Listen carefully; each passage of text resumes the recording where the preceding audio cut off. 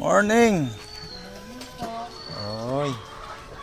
Ang ginagawa niyo mukhang Kinalawang na, sir. Kinalawang na. Oo, naging ganito na. Nilagyan ko ng mga langis. Tama naman yan para Puro kalawang. Di ba yung sidecar niyo rin doon sa baba, doon sa Sampalok? Di ba yung sidecar niyo sa Sampalok? Doon ko. Gumagana yon, gumagana. O kinakalawang na rin. Nakalawang na rin, sir. Katulad dito. Ganda yan, lagyan nyo ng langis para kuan, hindi masira.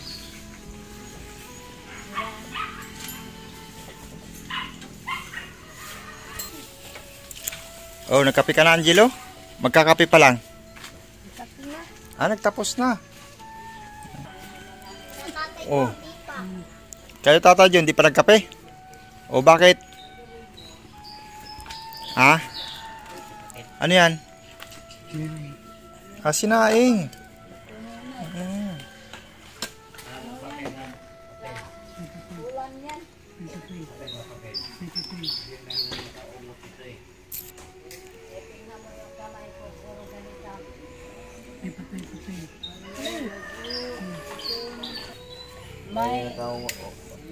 Ha? Masunog, masisindi yan talaga. Nakakuan, may nakaungot. Opo, nasa ilalim. Hindi na matanggal. Hindi na matanggal. Kaya pala. Hindi na maikot eh. Hindi na maikot? Hindi na, kaya nilagyan ko ng langis. Umigas. Na-stack up na yan. Oo.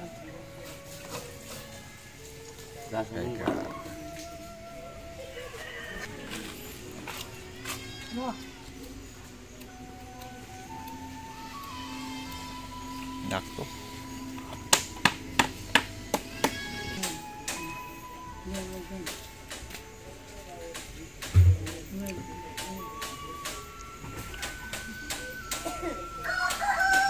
Nako, yung pamaypay mo kisip. Ginawa. Wala na, naubos na. Manghiram kay Lolong. Meron pa palang laman yan. Meron pa. Ang dami pa. Ganito mag-ay. Wala na. Wala na yung spray niya. Balik na pala to. Hindi na niya mabuhat. Ayun. Ayan, tinulungan na lang ni Lolong si Tatay John para makapaglingas ng apoy. Daspan daw kasi. Daspan. Diyan daw. Wala pinapata ko. Puno na eh. Wala talaga ito si Tatay John. Panay turo lang kasi.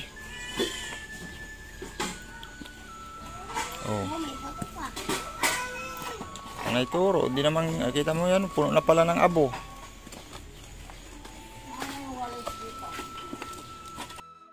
Angel, ano ba sasabihin mo? Nangangalakal muna po ako ngayon sa bayan. Mangalakal ka? Ano? Titigil muna po ako mag ano doon sa pinapalakad ni Casey po kasi malapit na kasi ngayong pasukan eh. Pinapalakad ni Casey? Baka pinapalakad ni Ma'am Lisdan? Kailangan ko kasi po na yung pang ano sa eskwelahan kasi malapit na kasi pong pasukan sa eskwelahan yung mga uniforme saka yung mga gamit sa eskwelahan po. Ibig sabihin, sinasabi mo titigil ka muna sa paglalakad pagsama kay Casey doon sa nilalakad ninyo ni Arnulfo Buwasan. Opo. Kasi nga gusto mo mangangalakal muna kasi nga mangangalakal muna ako po kasi malapit na kasing pasukan ng mga bata sa eskwelahan eh. Wala ka pang pambili ng mga school supply. Opo. Tapos uniform. Opo. Wala ka pang pambili kaya gusto mong mangalakal muna. Opo. Mangangalakal muna po ako ngayon. Paano yung paglalakad ninyo kay Casey? Sa susunod na lang po siguro. Sa susunod na lang? Opo. Ay. Malapit na kasing pasukan po sa eskwelahan. kailangan mong mga lakal. Opo. Kasi nga wala kang budget. Opo. Wala Siyempre, kasi yung, ako, yung mga pangulam-ulam din ninyo araw-araw, ikaw lang naman ang inasahan. Opo. Oh, tama naman. Ulam po, saka saka kape, asukal. Oo. Ayun mga kaibig. At si Angelica ay hindi na muna daw magsama-sama kay Casey. Kasi nga malapit na ang pasukan.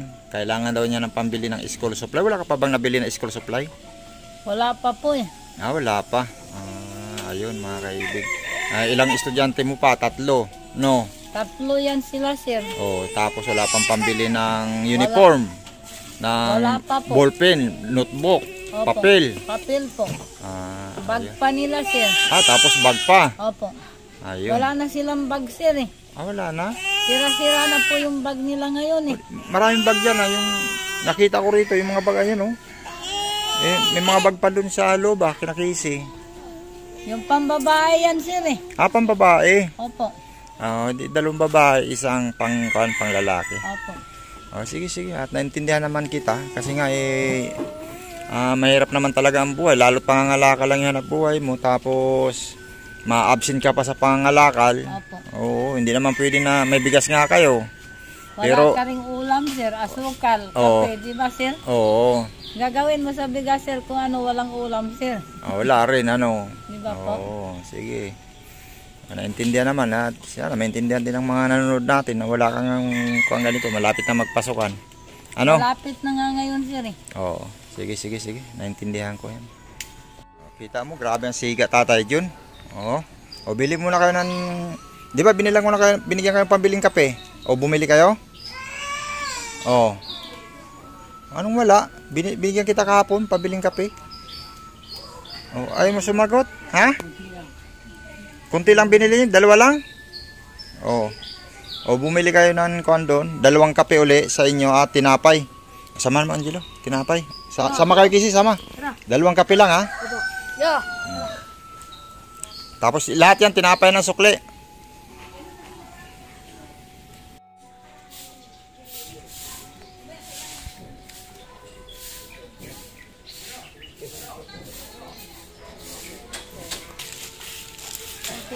Sunugin. Yung dahon lang ilagay dyan. Oo. Kalat-kalat lang ito. Madali lang sunugin. Pag napulo. Nandyan? Nandyan si Mary Rose? Nandyan po. Tinuruan kami Regine magsulat? Magbasa? Isama mo na si Tata Jun, ha? Ha? Sabi mo si Mary Rose na isama na si Papa niya. Ha? Tsaka si Mama isama na yan. Hindi, si Tata Jun kasi si Kwan to, si Kanjer College to, tama ba? Si Kanjer College ka? Opo. O, kita mo, si Kanjer College pala to si Angelica. Sabi mo, pag magturo si Mary Rose, isama si Tata John. Tata John? Ha? Sama lang pagbilang, isama, sa tuturuan? Pwede. Pwede daw, sabi ni Lolong. Oh, nakabili na kayo ng tinapay. Ayun.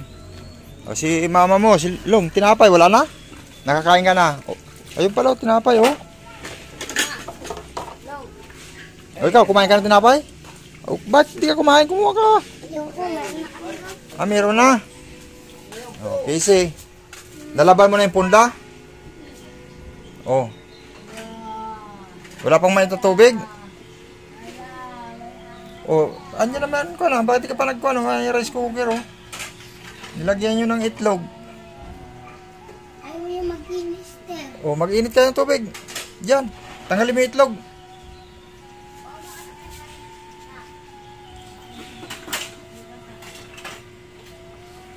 Yung plato nyo, kahapon pa tayo nagpasahod ng tubig, oh. Yung mga plato nyo, puro hugasan. Hindi kayo naghuhugas ng plato. Kung hindi pa tayo darating, hindi kayo talaga maghugas ng ng plato.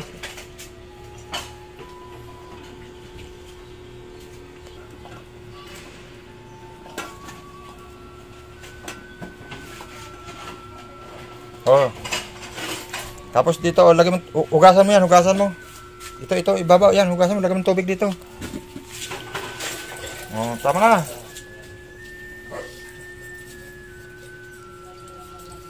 O, tapo na. Sige pa. Sige pa. Sige pa. O, tama na. Sige lang. Saksak mo. Ito. Yan.